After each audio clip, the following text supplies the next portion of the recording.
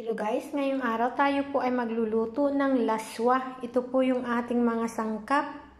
Garlic, onions, okra, tomatoes, aubergine, courgettes, hipon, spinach, at saka po salt and pepper. Ibubuhos ko na po guys yung ating gulay sa kumukulong tubig.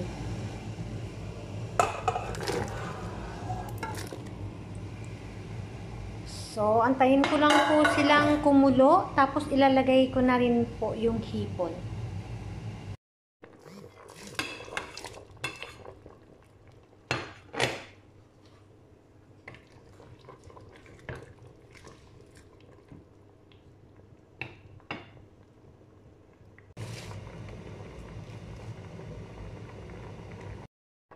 Guys, ready na po yung ating laswa. Sana po nagustuhan nyo yung ating pagkain ngayong araw.